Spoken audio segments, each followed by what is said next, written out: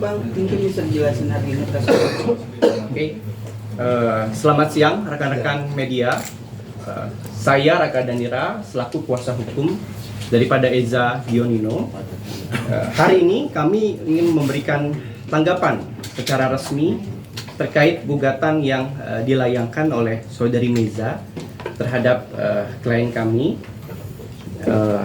Pertama-tama kami ingin meluruskan arah pemberitaan bahwa klien kami, Mas Eza Gionino, mengambil sikap tegas untuk berupaya mempertahankan keutuhan rumah tangganya. Meskipun ada gugatan, kami anggap, kami memandang ini sebagai dinamika internal. Klien kami di sini juga beranggapan untuk meluruskan berbagai spekulasi yang liar beredar. Kami tegaskan bahwa dalam proses mediasi nanti kami memprioritaskan untuk ke arah perdamaian. Kami juga mengklarifikasi bahwa sampai saat ini bahwa pemicu permasalahan terkait hal ini bukan karena isu dari KDRT dan juga isu orang ketiga. Baik. Oke, mungkin dari saya Bismillahirrahmanirrahim. Assalamualaikum teman-teman semuanya. Sebelumnya terima kasih udah hadir di sini. Jujur saya gimana ya?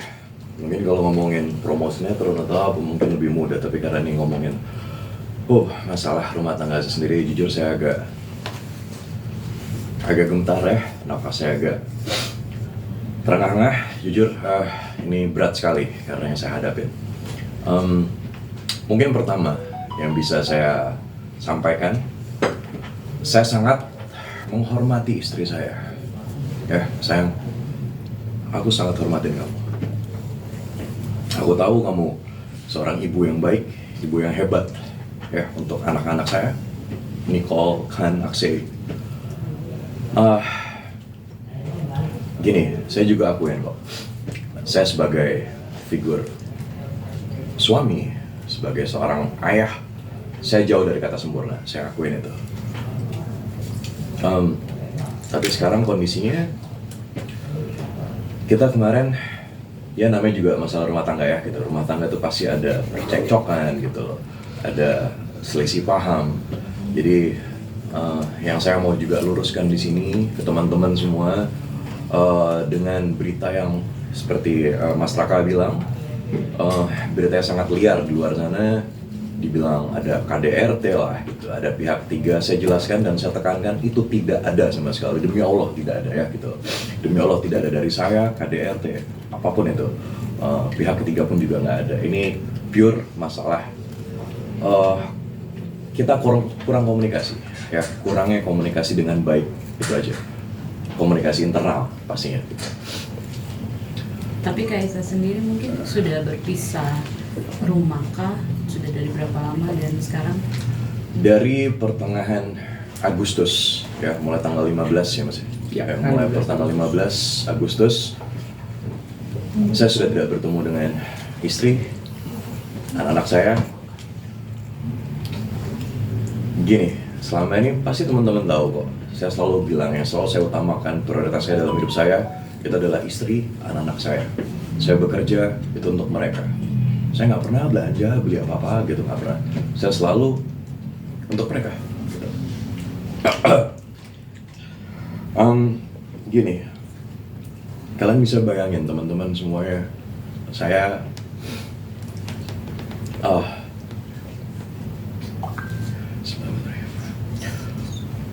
yang biasa setiap hari bertemu dengan anak-anak saya, sekarang tidak. Saya biasanya tidur bersama Nicole, Khan, terutama Khan ya, Khan, anak saya nomor 2. Sekarang kita sudah nggak tidur bareng gitu. Saya tidak tahu mereka ada di mana. Saya sebagai seorang ayah, saya pengen sekali meluk mereka. Ya, saya ingin sekali meluk mereka, tapi tidak tercapai. Coba kalian bayangin, mungkin teman-teman semua yang udah punya anaknya gitu, sebagai seorang ayah, bagaimana rasanya jadi saya? Bagaimana rasanya jadi saya? saya nggak tahu. Saya pengen komunikasi, paling nggak video call lah gitu loh. Saya pengen tahu anak saya. Dan coba kalian bayangin gimana saya kepikiran bagaimana wajah anak-anak saya, kebingungan, nggak tahu dedinya ada di mana gitu. Terus kalau mereka bertanya dedinya di mana, saya nggak tahu jawaban mereka itu apa. Saya jujur, saya sebagai seorang ayah, saya rindu anak-anak saya, dan saya juga rindu istri saya. Jadi dalam setiap doa saya, dalam sujud saya masih saya cuma berharap, ayo Mam, sayang, kembalilah pulang, yuk. Masalah kita komunikasikan dengan baik, yuk kita selesaikan semuanya baik-baik. Ayo kembali pulang, bawa anak-anak. Aku janji kok, aku bakal perbaikin semua kekurangan aku, ya, kesalahan aku bakal perbaikin itu semua. Ya, Dengan kata lain, setelah Agustus itu berarti tidak ada komunikasi antara dirimu, istri, dan ke anak-anak juga nggak ada. baik. Jadi sebelum itu ya, ini menjadi kekhawatiran terhadap mental daripada anak-anaknya, bahwa Nicole, Kan dan juga Akse itu memiliki kedekatan emosional dengan Mas Eza. Ya, jadi kita tidak saling menyalahkan, kita juga tidak membuat ini semakin riuh, tapi ayolah kita pentingkan untuk masalah mental dan juga psikologi daripada ketiga anaknya, Mas Eza juga dan juga Mbak Eca. Kak Eza sendiri tahu digugat itu dari siapa dan mungkin Oke, itu dia. Jadi begini, sebelumnya mulai dari bulan awal Agustus kita ada cekcok seperti biasa. Terus akhirnya saya memberikan ruang dan waktu saya memberikan ruang dan waktu untuk Eca supaya kita ada space dulu gitu. Dan akhirnya saya mengalah, saya keluar dari rumah.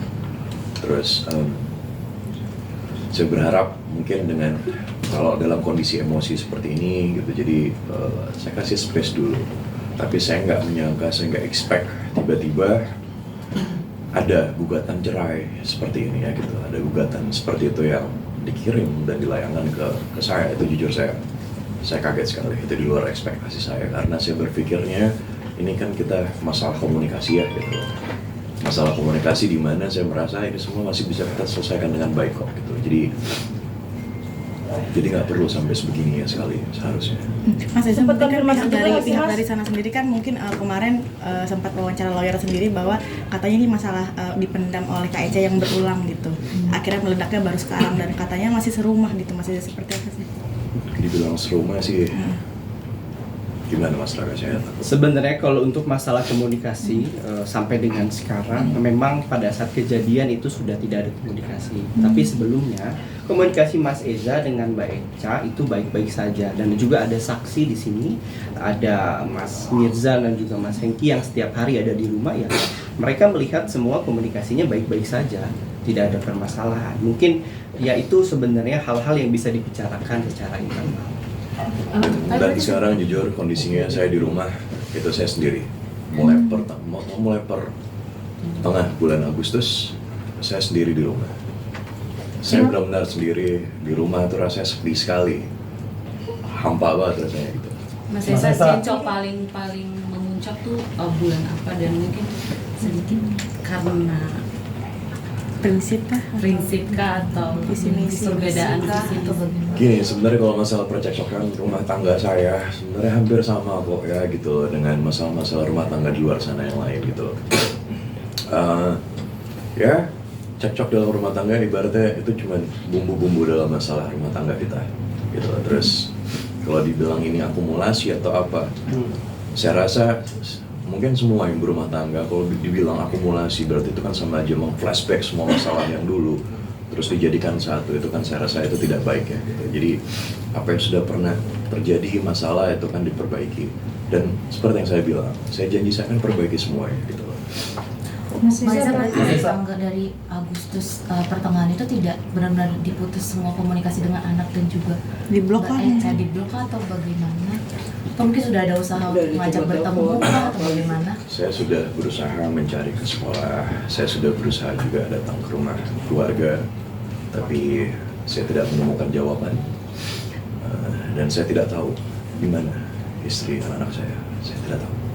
Mas Eza menegaskan berarti yang keluar dari rumah pada Agustus itu Mbak Eca. Iya, jadi di saat saya bilang kita space dulu ya gitu, saya yang keluar dulu ya gitu, dan dia tahu kok saya tinggal di depan sana gitu ya, di apartemen depan gitu. Yang nggak bisa saya sebutkan ya gitu namanya. Oke, yuk beberapa hari ke depan kita ketemu ya, kita ngobrol lagi. Itu terakhir kali saya bilang sama Eca, dan kondisinya waktu itu Eca bersama Khan dan Akse di kasur ya gitu. Terus saya dalam kondisi berlutut, karena Eca kan posisinya di pinggir kasur ya gitu. Saya cuma bisa pegang tangan dia, saya ingat sekali saya pegang tangan dia.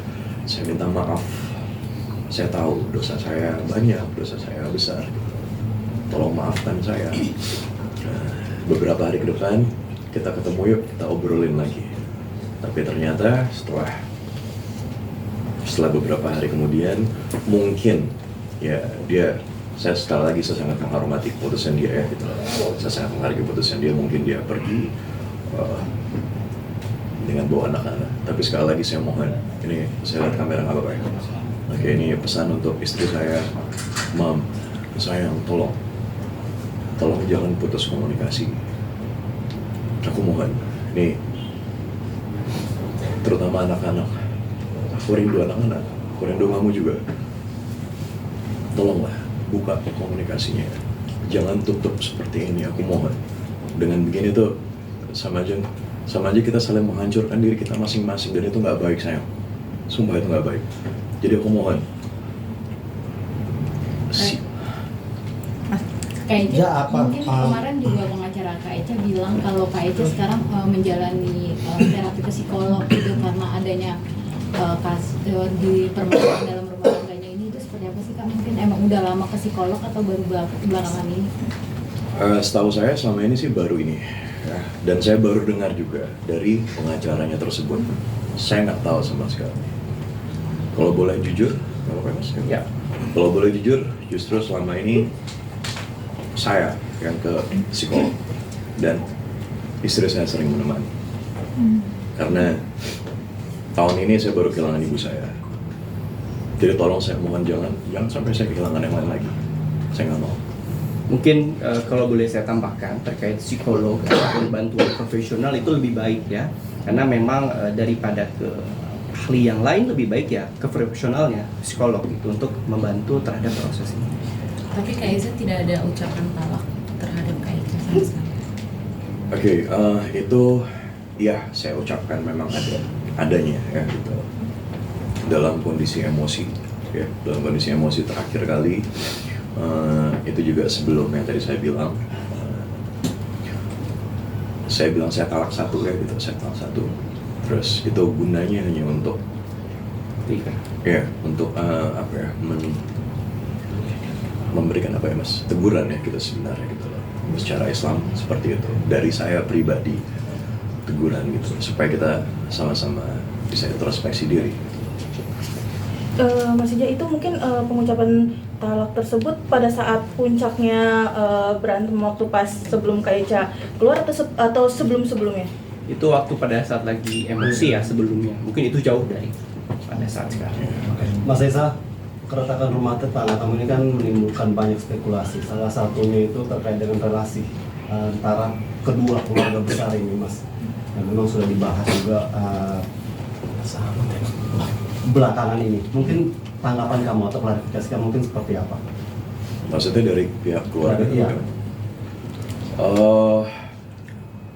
Dari saya pribadi sih saya rasa tidak ada ya, nggak ada sama sekali dari pihak keluarga saya atau pihak keluarga istri saya juga saya rasa tidak ada sama sekali. Jadi sekali lagi ini pure murni ini memang karena komunikasi kita yang salah. Mas Ija kan mungkin maaf sebelumnya hubungan Mas Eza tuh diberangkati oleh tidak direstukan oleh almarhum ibu. Mungkin Mas Eza sendiri sampai sekarang mau mempertahankan tuh, ingin membuktikankah bahwa cinta sejati itu mungkin ada atau seperti apa Mas Eza? Sekali lagi saya mohon ke teman-teman semua dan semua orang di luar sana, tolong saya mohon sekali lagi jangan bawa-bawa almarhumah ibu saya ya gitu loh. Ibu saya sudah insya Allah udah ada di surga, jadi saya mohon, dan itu semua tidak ada hubungannya. Jadi sekali lagi itu sebuah perjuangan saya, perjuangan Echa, istri saya, perjuangan kita berdua sampai akhirnya kita punya 3 buah hati kita ya gitu. Nicole, Khan, Akse, dan sampai terakhir kali juga sebelum mama meninggal juga saya, istri saya, Echa, kita mengurus mama sampai akhirnya sampai saya harus mengubur ibu saya gitu. Jadi tidak ada sangkut pautnya sama sekali. Kak Echa mungkin Kak Echa apa Mas Eza? Mas Eza, mungkin posisi terakhir Kak Echa di mana dan udah nge-track belum? Di mana pindah-pindah atau seperti apa? Oke, sampai saat ini mungkin untuk posisi kami belum tahu kepastiannya di mana. Tapi kita berupaya terus untuk bagaimana caranya Mas Eza ini bisa bertemu dengan untuk track segala macam ya, itu kami tidak tahu. Tapi upaya-upaya apa aja sih yang udah dilakukan Mas Eza untuk mempertahankan selain kayak mencari lokasinya di mana segala macam gitu? Mungkin udah tanya ke teman-temannya atau ke keluarganya atau Saya gimana? sudah berusaha, dari saya coba mau berusaha ke sahabat-sahabat kita ya gitu untuk menanyakan dia di mana, tapi jawabannya masih sama gitu ya, masih dia masih butuh ruang dan waktu. Tapi sekali lagi, tolonglah izinkan saya untuk ketemu sama anak-anak. Izinkan saya ketemu sama anak-anak. Masalah kita sekali lagi, Ayla Mam, kalau kamu masih butuh waktu, nggak apa-apa, silahkan. Aku sangat menghargai itu, tapi paling nggak untuk ketemu anak-anak, tolong izinkan aku ketemu Nicole, Khan, Aksa ya. Nggak bisa aku selama ini nggak ketemu anak-anak, jujur nggak bisa. Tapi sudah siapkah Kak kalau Kak Echa-nya benar-benar ingin pisah dan memperjuangkan hak asuhnya? Ya, kami kalau untuk soal itu kita hormati ya proses persidangan, karena kan ini masih baru relas pertama. Nanti kami ada sidang di Pengadilan Agama ya, Cibinong tanggal 22 September. Mungkin nanti yang kami akan prioritaskan adalah di saat mediasi adalah perdamaian. Mungkin kita tidak akan berandai-andai ya kalau ini misalkan gugatannya akan lanjut atau seperti apa ya. Kami berharapnya dalam proses mediasi ini kita bisa dapat berdamai. Tapi untuk sidang perdananya besok, Mas Ejanya akan hadir ke PA Cibinong? Ya, mungkin nanti kita lihat situasi dan kondisi, namun kalau kita dipanggil oleh pengadilan sebagai warga negara yang baik, ya kita harus hadir. Gitu. Mas Ini Eza cukup mungkin mengganggu pekerjaan Iya. nggak Kak Echa? kerjaan. Kak Echa. Jujur pasti ya, nggak bisa dipungkiri ya gitu, nggak bisa dipungkiri saya yang setiap hari biasanya bertemu dengan istri, anak-anak di rumah, terus secara psikologis juga saya di rumah, saya ngerasa saya hampa sendirian di rumah gitu. Apalagi dia juga tahu kan gitu, saya bangun, mungkin teman-teman juga tahu ya gitu, saya bangun rumah itu untuk kita, untuk Echa, untuk kamu Mam gitu, untuk anak-anak. Nah sekarang nggak ada mereka, terus posisinya saya harus bekerja juga, berat pasti berat, tapi mau bagaimanapun insya Allah ini masalah dari Allah. Semoga ini ada jawaban yang terbaik, semoga ada hikmah yang baik juga untuk bisa saya ambil, dan semoga ini juga ada hikmah yang baik juga untuk istri saya. Sampai kayak Apa yang ganggu. paling kangenin Kak Eza mungkin dari rutinitas bersama istri? Banyak sekali keberadaan istri saya di rumah, ramein anak-anak saya di rumah, terus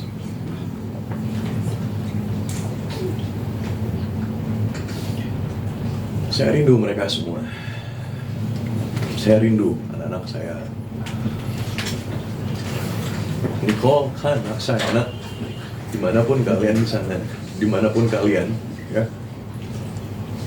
Tolong doain Dedi ya, tolong doain Dedi. Semoga Dedi bisa perjuangkan ini semua, perjuangan Mami supaya bisa kembali ke Dedi, supaya kita bisa ngumpul lagi bersama. Tolong doain ya, Nak. Kak Eza mungkin adanya dugaan kekerasan verbal maupun verbal hingga akhirnya Kak Echa ke psikolog itu dibantah ya Kak? Salah. Baik, untuk masalah itu sebenarnya kami tadi sudah tegaskan bahwa pemicu dari permasalahan ini bukan karena KDRT dan juga orang ketiga. Jadi kami bantah itu. Sampai Raiza mungkin ini kan udah jikalau nantinya mungkin damainya terwujud gitu, akankah kalian maksudnya mau berencana untuk quality time gitu dan menghabiskan waktu bareng anak dan istri nantinya? Ya, tadi juga kita udah ngobrol kalau memang ini terjadi sepakat ya mungkin kita akan berlibur ya Mas Reza ya. Jadi sebenarnya gini, jujur Mas Raka juga semuanya udah ada banyak plan yang sudah saya rencanakan bersama Echa, karena dengan ada yang kurangnya komunikasi kita dengan baik gitu, saya pengen sekali ngajak Echa kita berlibur gitu, sampai berita yang di luar juga ada, saya pengen nambah anak lagi gitu ya gitu, saya pengen ke New Zealand sama dia berdua gitu, jadi Echa pun tahu gitu, tolonglah, jadi sekali lagi saya mohon, ayo kita selesaikan dengan baik, tidak seperti ini. Reza, mungkin tanggapannya tentang Kak Echa yang udah meminta hak asuh anak dan nafkah seperti apa? Ya, jadi kalau soal hak asuh anak, memang kalau dalam kompilasi hukum Islam, karena ketiga anak Mas Eza dan Mbak Echa ini kan masih mumayyiz ya, mumayyiz itu masih di bawah umur. Jadi hak asuh terhadap ibu, namun ada yang melekat juga namanya hak lawatan. Hak lawatan ini adalah hak untuk bertemu, hak untuk memberikan nafkah dari seorang ayah terhadap anaknya. Jadi tidak boleh dihalang-halangi ataupun dibatasi antara pertemuan anak orang tua dengan ayahnya. Mungkin begitu ya. Mas Eza mungkin sampai adanya perceraian ini kayak sampai nggak nafsu makan kah, kayak berat badan menurun kah, apa seperti apa gitu? Kemarin ya, saya akuin saya sempat down ya, saya sempat terpuruk sekali, Tapi dengan adanya lingkungan yang positif gitu ya, gitu, itu yang membangun saya sampai ya saya merasa saya tetap harus bekerja, saya harus mengingat juga bahwa saya punya istri, saya punya anak-anak gitu. Saya harus bangun, saya harus bangkit gitu. Saya nggak bisa dalam keterpurukan terus-menerus. Walaupun saya menjalaninya pasti akan sangat berat untuk saya. Tapi saya harus lawan itu semua. Gitu. Saya harus bangkit, saya harus tetap beraktivitas, saya tetap harus bekerja untuk mereka.